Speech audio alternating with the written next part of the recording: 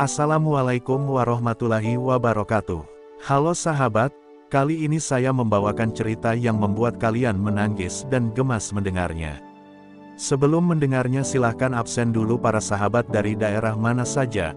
Buat yang sudah subscribe semoga rezekinya lancar ya.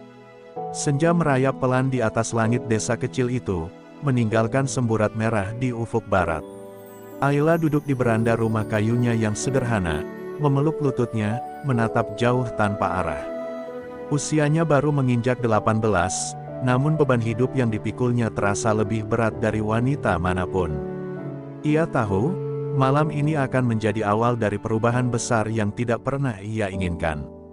Suara batuk ayahnya terdengar dari dalam rumah, parau dan menyayat hati. Ayla bergegas masuk, mendapati ayahnya terbaring lemah di atas tikar lusuh. Sang ayah tersenyum tipis meski wajahnya pucat. "Ayla, maafkan ayah," katanya lirih.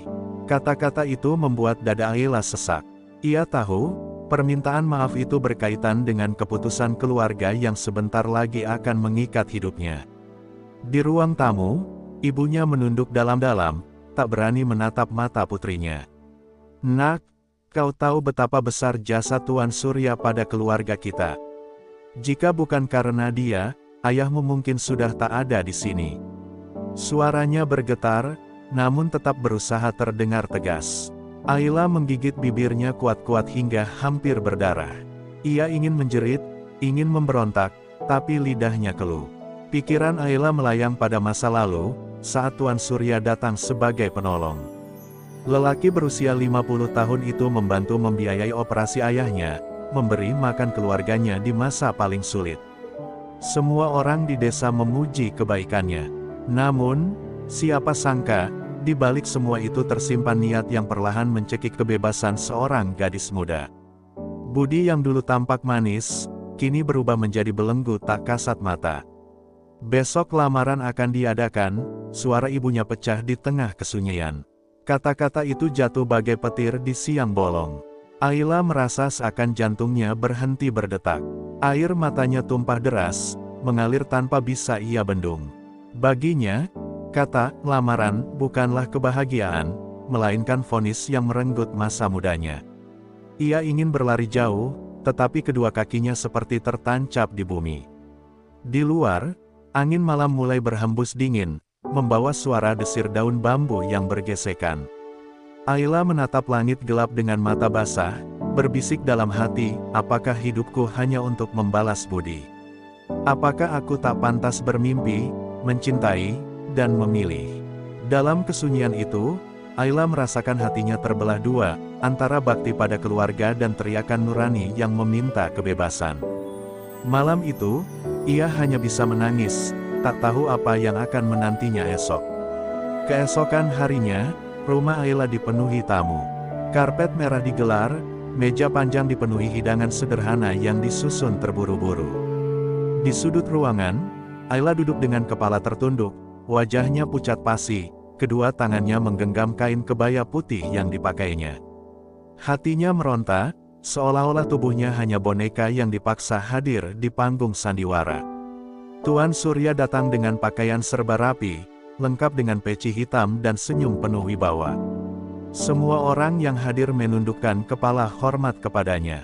"Alangkah beruntungnya Ayla," bisik beberapa tetangga, "punya calon suami yang kaya raya dan berpengaruh." Kata-kata itu menusuk telinga Ayla seperti duri. Mereka tak melihat luka di balik wajah cantiknya, tak mendengar jeritan yang terkurung dalam dadanya. Prosesi lamaran berjalan seperti yang sudah diatur. Seserahan diserahkan, doa-doa dipanjatkan. Ayah Ayla yang lemah duduk di sampingnya, menatap putrinya dengan mata berkaca-kaca. Ia tahu putrinya terluka, namun rasa bersalah dan hutang budi membuatnya bungkam. "Nak, maafkan ayah," bisiknya hampir tak terdengar. Ayla hanya menunduk lebih dalam, menahan air mata agar tidak jatuh di hadapan semua orang.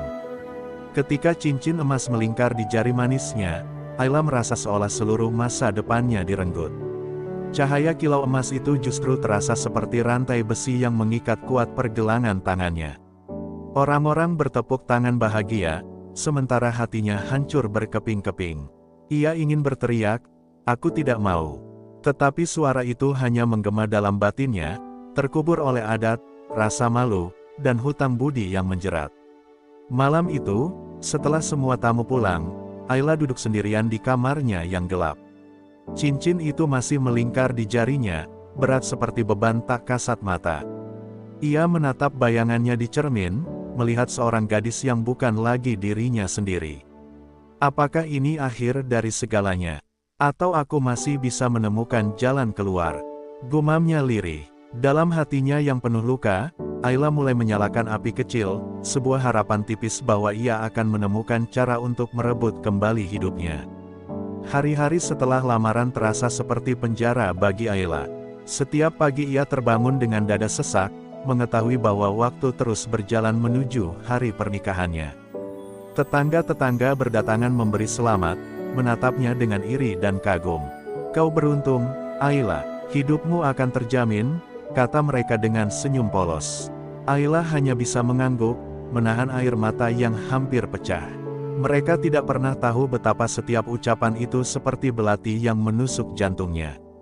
Di rumah, ibunya sibuk menyiapkan keperluan pesta. Kebaya pengantin sudah digantung rapi di dinding kamar, indah berwarna putih gading dengan hiasan benang emas. Ayla menatapnya setiap malam dengan perasaan muak bercampur ngeri. Gaun yang seharusnya menjadi simbol kebahagiaan, kini tampak seperti kain kafan yang siap mengubur masa mudanya. Ia sering berbisik pada dirinya sendiri, "Andai aku bisa lari sejauh mungkin, andai aku bisa bebas memilih takdirku." Malam sebelum pernikahan, ayahnya memanggilnya ke kamar. Wajah lelaki tua itu semakin pucat, napasnya semakin berat. Dengan suara bergetar ia berkata, "Nak, percayalah, ayah tidak pernah ingin menyerahkanmu seperti ini. Tapi tanpa Tuan Surya, ayah mungkin tak ada lagi di dunia ini. Ayah hanya ingin kau tetap hidup tenang meski harus berkorban." Air mata mengalir dari sudut mata ayahnya, membuat hati Ayla teriris-iris. Ia mencium tangan ayahnya, tak sanggup menjawab, karena hatinya terbakar oleh dilema antara bakti dan kebebasan. Ketika malam semakin larut, Ayla duduk di dekat jendela, menatap bintang-bintang yang berkelip di langit gelap. Tangannya meraba cincin di jari manisnya, terasa semakin berat, seakan menjerat nadinya sendiri. Di luar, suara serangga malam terdengar seperti nyanyian duka yang mengiringi kegelisahannya. Air matanya jatuh satu persatu, hingga dadanya terasa sesak. "Tuhan, jika Engkau mendengarku, tunjukkan jalan keluar. Aku tidak sanggup hidup dalam keterpaksaan," doanya lirih. Dalam keheningan malam itu, Ayla merasakan hatinya semakin memberontak. Ia tahu, besok adalah hari yang akan mengikatnya selamanya. Namun di sudut jiwanya, api kecil perlawanan semakin menyala. Ia berjanji pada dirinya sendiri, jika ada kesempatan, sekecil apapun, ia akan melawan takdir yang dipaksakan ini. Karena ia percaya, setiap manusia berhak memilih jalannya sendiri, termasuk dirinya. Pagi itu, matahari terbit dengan sinar keemasan, namun bagi Ayla, cahaya itu terasa bagai pedang yang menyilaukan matanya. Rumahnya ramai oleh suara kerabat dan tetangga yang datang membantu. Aroma masakan memenuhi udara, tawa dan obrolan berbaur jadi satu. Semua orang tampak bahagia menyambut hari pernikahan, kecuali Ayla. Di balik kamar kecilnya, ia duduk kaku di depan cermin, wajahnya dipoles dengan riasan indah, namun matanya kosong, seakan jiwa telah pergi meninggalkan tubuhnya. Ketika kebaya pengantin itu akhirnya disematkan ke tubuhnya, Ayla merasa seolah ia sedang mengenakan belenggu emas. Benang-benang keemasan yang berkilau tidak memancarkan kebahagiaan, melainkan menjeratnya semakin dalam. "Kau cantik sekali, Ayla," puji ibunya dengan suara yang dipaksakan agar terdengar ceria. Ayla tersenyum tipis, namun di balik senyum itu hatinya menjerit, "Untuk apa kecantikan ini, jika aku tak bisa memilih takdirku?" Suara gamelan mulai terdengar dari halaman, tanda acara segera dimulai. Ayla berjalan keluar kamar dengan langkah gontai, setiap hentakan kakinya terasa berat seperti menyeret beban dunia. Para tetangga memandanginya dengan decak kagum, memuji keanggunannya, tanpa tahu bahwa gadis itu sedang berjalan menuju kehancuran mimpi-mimpinya.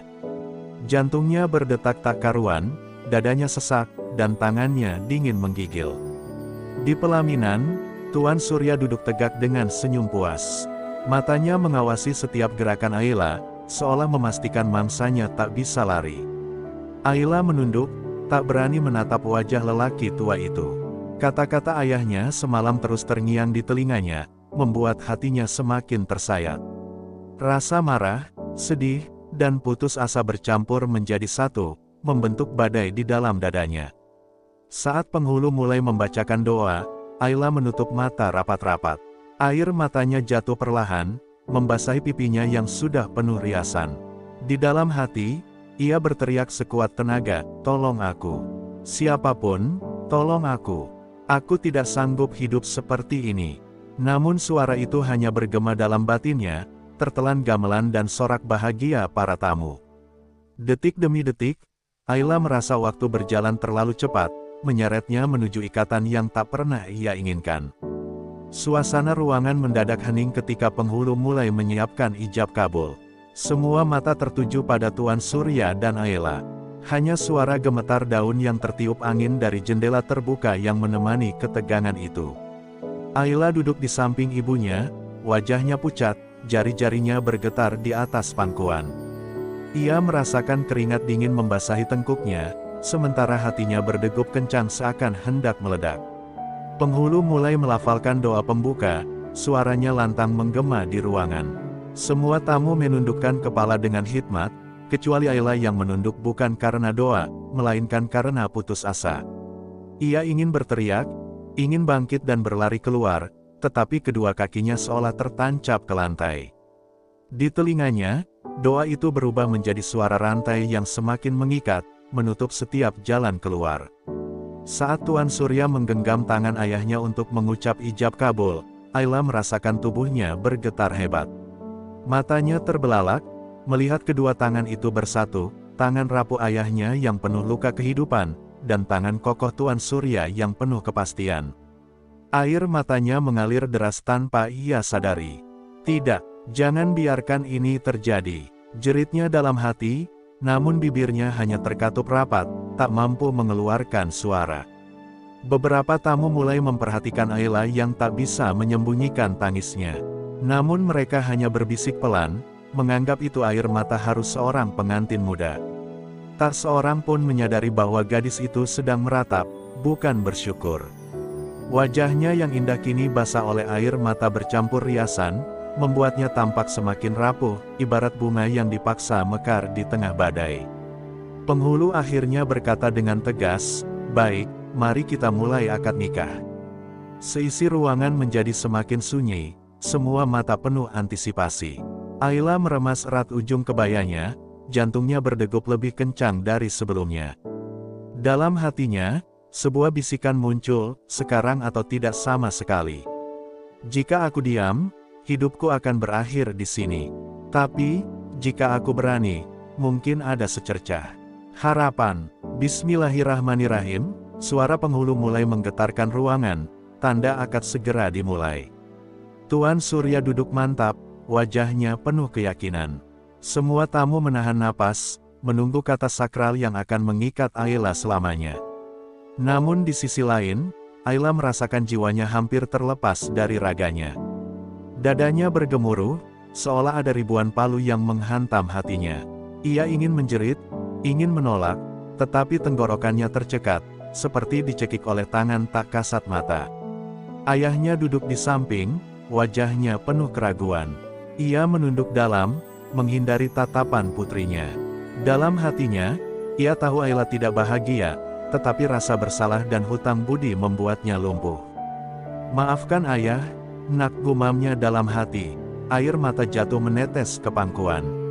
Sementara itu, Ayla yang melihatnya semakin merasa terhimpit, seakan semua orang yang ia cintai ikut mendorongnya ke jurang takdir yang kelam. Ketika penghulu memberi isyarat pada Tuan Surya untuk mulai mengucap ijab kabul, Ayla tak lagi mampu menahan tangisnya.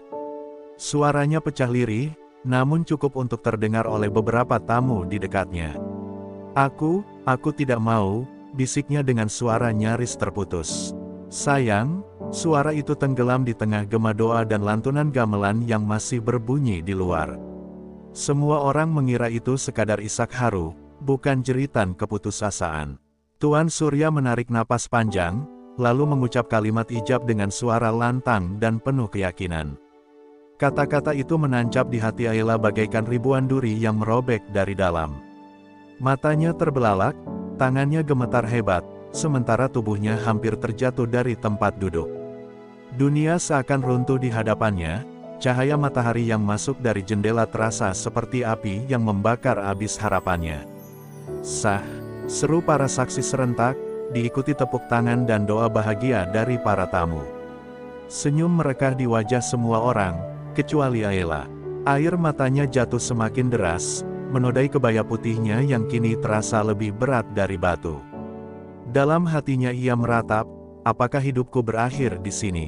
Apakah aku tak akan pernah merasakan cinta, kebebasan, dan mimpi yang kuinginkan?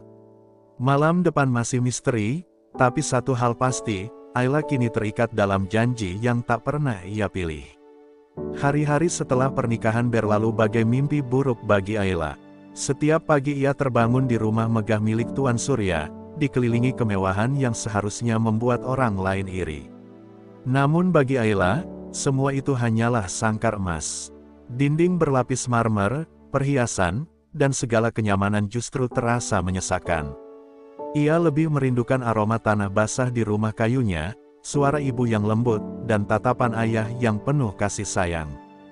Tuan Surya memperlakukannya dengan sikap manis di depan orang-orang, seakan ia suami penyayang. Namun, ketika pintu tertutup, Ayla merasakan dinginnya jarak yang tak bisa dijembatani. Tatapan Tuan Surya penuh kepemilikan, seolah Ayla hanyalah barang berharga yang berhasil ia beli dengan hutang budi. "Kau istriku sekarang, belajarlah menerima," katanya suatu malam, membuat Ayla hanya bisa menunduk dengan hati remuk. Ayla sering duduk di balkon, memandangi bulan malam yang menggantung sendu di langit. Air matanya mengalir tanpa henti, menanyakan pada dirinya sendiri, apakah hidupku hanya akan seperti ini selamanya? Apakah aku tak punya hak untuk bermimpi? Ia merasa kesepian meski tinggal di rumah besar, dikelilingi banyak orang. Tidak ada kebebasan, tidak ada suara hatinya yang didengar. Ibunya beberapa kali datang berkunjung, membawa makanan kesukaan Ayla, mencoba menghiburnya. Namun Ayla bisa melihat jelas rasa bersalah di mata sang ibu, yang mencoba menutupi semuanya dengan senyum paksa. "Sabar ya, nak, semua ini demi kebaikanmu," kata ibunya sambil menggenggam tangannya. Ayla hanya tersenyum, tipis, padahal hatinya ingin berteriak, "Demi kebaikanku, atau demi hutang budi kalian." Malam demi malam berlalu, dan Ayla semakin sadar bahwa diam berarti mati perlahan.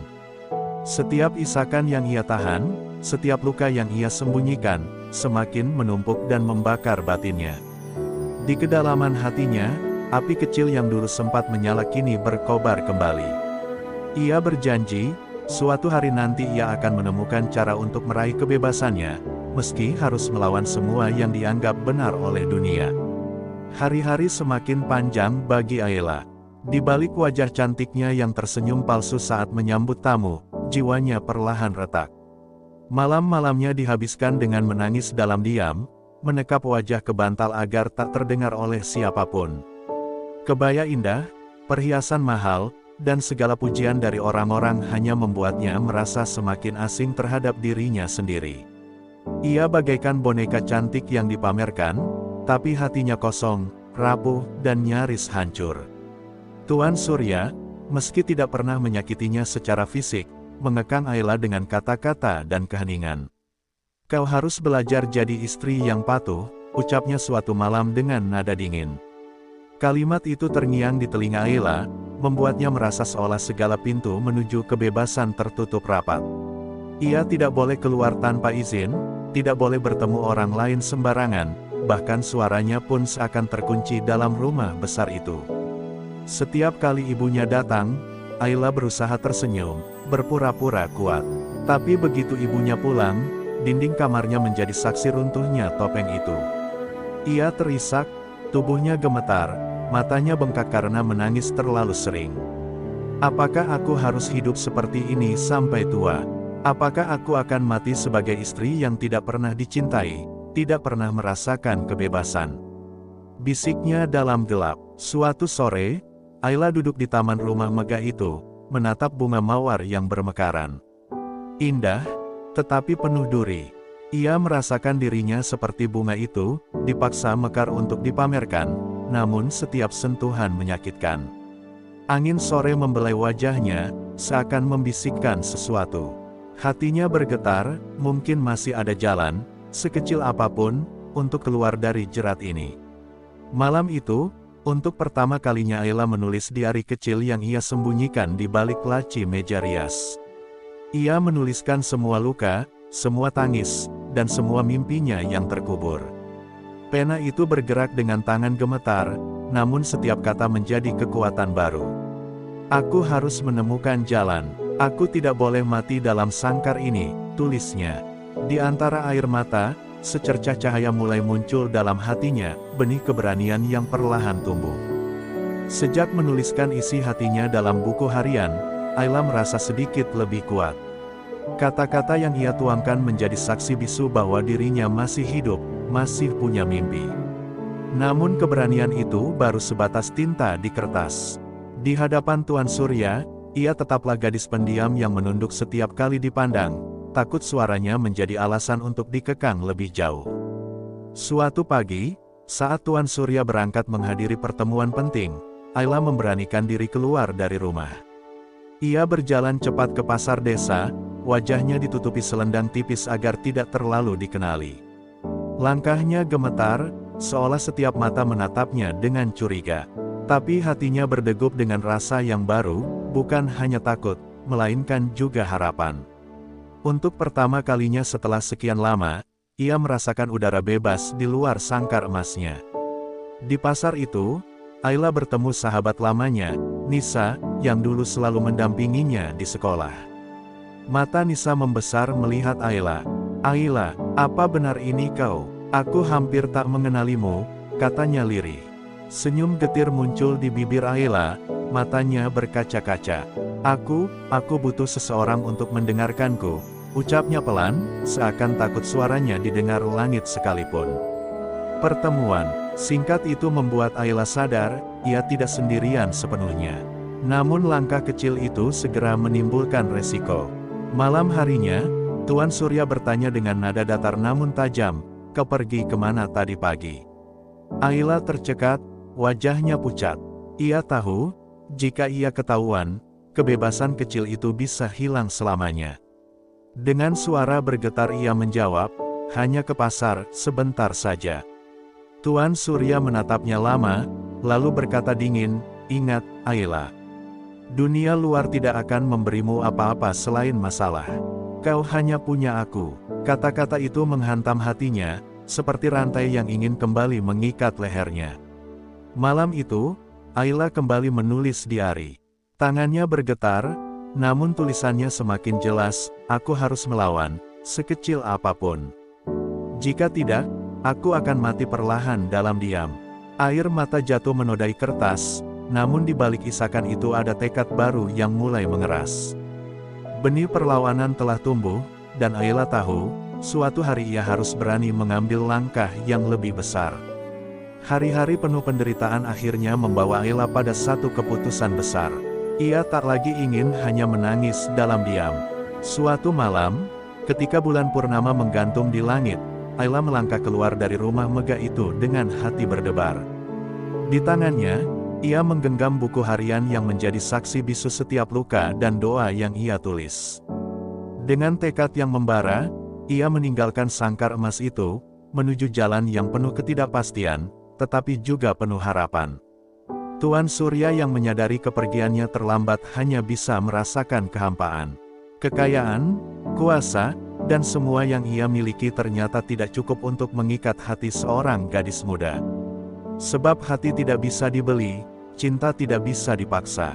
Ia menatap rumahnya yang sepi, menyadari bahwa keangkuhannya telah menghancurkan sesuatu yang seharusnya ia jaga dengan kasih, bukan dengan kepemilikan.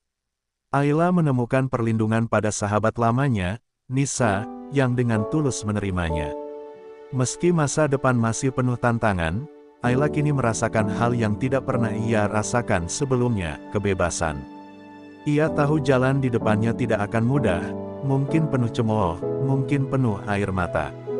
Namun kali ini, ia melangkah dengan kepalanya tegak, karena ia percaya dirinya berhak atas hidup yang ia pilih sendiri. Waktu berlalu, dan Ayla menjelma menjadi perempuan yang kuat. Dari luka, ia belajar bertahan. Dari keterpaksaan, ia menemukan arti keberanian. Dan dari penjara, ia belajar arti kebebasan sejati. Ia tidak lagi menjadi gadis rapuh yang terikat oleh hutang budi, melainkan wanita yang berani menentukan nasibnya sendiri. Cerita Ayla berakhir bukan dengan kemewahan, bukan pula dengan kepemilikan, tetapi dengan kebebasan dan harapan. Karena sejatinya, hidup bukanlah tentang siapa yang memiliki, melainkan tentang siapa yang berani memperjuangkan dirinya sendiri. Terima kasih kepada semua penonton yang sudah mengikuti kisah dramatis ini dari awal hingga akhir. Semoga cerita Ayla memberi pelajaran bahwa setiap manusia berhak memilih jalan hidupnya, dan tidak ada kebahagiaan yang sejati tanpa kebebasan. Semoga kita semua selalu diberikan kekuatan untuk menjalani hidup, keberanian untuk melawan keterpaksaan, dan kebijaksanaan untuk selalu menghargai diri sendiri maupun orang lain. Terima kasih sudah menonton, jangan lupa like, share, dan subscribe agar cerita-cerita penuh makna berikutnya bisa terus hadir menemani hari-hari kalian.